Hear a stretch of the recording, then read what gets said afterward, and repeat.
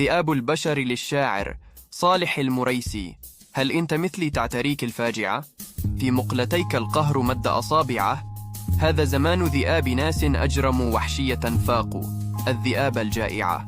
وأقول عذرا للذئاب لأنهم لم يبلغوا غدر الأيادي الخادعة.